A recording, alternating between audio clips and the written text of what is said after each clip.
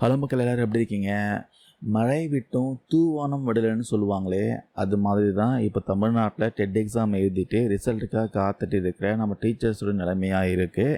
ரீசெண்டாக டீச்சர்ஸ்க்காக special TET exam நடத்துனாங்க.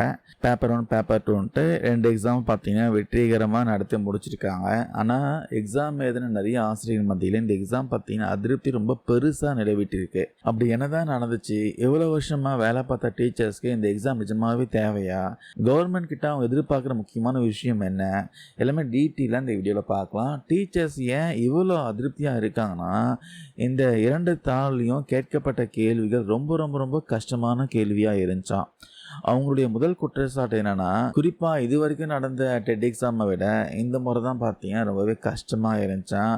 அதாவது கூற்று மற்றும் காரணம் இது சார்ந்த கேள்விகள் தான் அதிக அளவில் கேட்கப்பட்டு இருக்கு. இதனால என்ன சிக்கல்னா, ஒரு வினாக்கு சரியாக 2 விடைகளும் தெரிஞ்சால் மட்டும்தான் துல்லியமாக விடையளித்து மார்க் வாங்க முடியும். ஒன்று தப்பாச்சுனாலும் மார்க் போயிடும். அதே மாதிரி பொறுத்துக்க கொஸ்டின்ஸில் கூட குறைஞ்சது 2 விடைக்காவது சரியான பதில் தெரிஞ்சிருந்தால் மட்டும்தான் தப்பிக்க முடியுன்ற நிலைமை பார்த்தீங்கன்னா இருந்துச்சான். கொஞ்சம் யோசிச்சு பாருங்கள். ஏற்கனவே வேலையில் இருக்கிறவங்க தொடர்ந்து அந்த பணியில் நீடிக்கணும்னா டெட் எக்ஸாம் தகுதி தேர்வு பாஸ் பண்ணியே ஆகணும் சொல்கிறது உண்மையிலே பார்த்தீங்கன்னா ஒரு விசித்திரமான ஒரு தீர்ப்பு தான் சொல்கிறாங்க. வேறு எந்த துறையிலையும் இப்படி ஒரு ஊழியர் விரோத முடிவு கிடையவே கிடையாதுன்னு சொல்கிறாங்க. குறிப்பாக தொடக்கப்பள்ளி, நடுநிலை, ஓய்நிலை பள்ளிகளை வேலை பார்க்குற டீச்சர்ஸ் மட்டும்தான் இந்த சமூகம் பார்த்தீங்க ரொம்ப ஈஸியாக கிள்ளிக்கீரை மாதிரி நினைக்கிறது ரொம்பவே துரதிருஷ்டமானது சொல்கிறாங்க. மற்றவங்களையெல்லாம் வானத்திலிருந்து குதிச்சு வந்த தேவதூதர்கள் மாதிரி நினச்சிட்டு அவங்களுக்கு மட்டும் தகுதி தேர்வில் இருந்து விலக்கு அளிக்கிறது எந்த விதத்தில் நியாயம்னு கேட்டிருக்காங்க. இது ஒரு கண்ணில் வெண்ணெயும் மறு கண்ணில் சுண்ணாம்பியும் வைக்கிற மாதிரி இருக்குன்னு ஆசிரியர்களை பார்த்தீங்க ரொம்பவே வேதனைப்படுறாங்களாம். தமிழ்நாட்டை பொறுத்த வரைக்கும் தொடக்கப்பள்ளியில் இருந்து மேல்நிலை பள்ளி வரைக்கும் அப்பாயின்மெண்ட் செய்யப்பட்ட எல்லா டீச்சர்ஸுமே உரிய கல்வி தகுதியோடு தான் வேலைக்கு வந்திருக்காங்க. ஒரு சின்ன ஃப்ளாஷ்பேக் பார்த்துடலாம். 1995ஆம் ஆண்டு வருஷத்திலே பார்த்தீங்கன்னா இடைநிலை ஆசிரியர் பணி நியமனத்துக்கு டிஆர்பி போட்டித் தேர்வு நடத்தி அதுக்கப்புறம் நேர்முக தேர்வு நடத்தி தான் ஆள் எடுத்தாங்க. அதுக்கப்புறம் 2004-2006 காலகட்டத்தில் 4000 தொகுப்பூதியத்தில் பட்டதாரி ஆசிரியர்களை வேலைக்கு எடுத்தப்போ கூட டிஆர்பி நடத்தின போட்டித் தேர்வில் பார்த்தீங்கன்னா பாஸ் பண்ணவங்க மட்டும்தான் வேலைக்கு எடுத்தாங்க. இதெல்லாம் அந்தந்த காலகட்டத்தோட ஆசிரியர் தகுதி தேர்வு தான் நம்ம எடுத்துக்கணும்.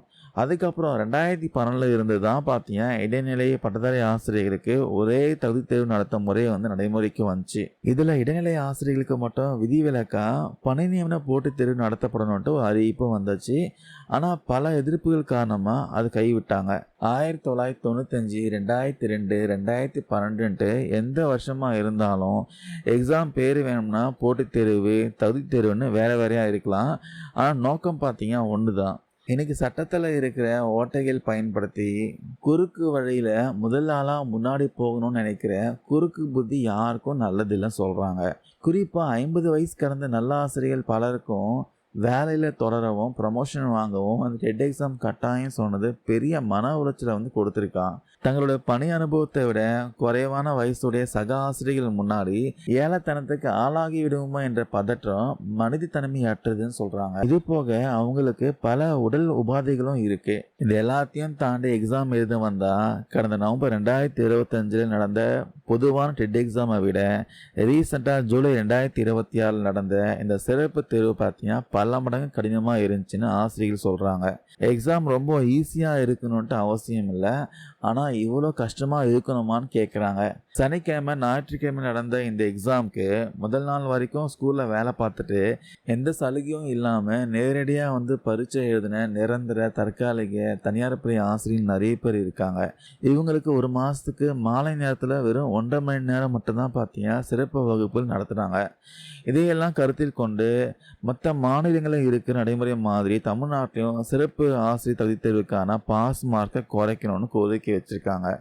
அல்லது கூடுதல் உயர்கல்வி தகுதிக்கு அதிகபட்சமாக 5 மதிப்பெண்களும் அவங்களுடைய பணி அனுபவத்துக்கு அதிகபட்சமாக 10 மதிப்பெண்களும் மாநில அரசு கொள்கை முடிவு எடுக்கணும்னு கோரிக்கை வைக்கிறாங்க. இது சலுகையில் அவங்களுடைய உரிமைன்னு சொல்கிறாங்க. அரசு இதெல்லாம் செஞ்சு நீதிமன்ற வழக்குகளுக்கு ஒரு முற்றுப்புள்ளி வச்சு சீக்கிரமாகவே ரிசல்ட்டை வெளியிட்டு மனக்குழப்பத்தில் இருக்கிற ஆசிரியர் சமூகத்தை தாய் உள்ளத்தோட காக்க முன்வர வேண்டும்னு கேட்டிருக்காங்க.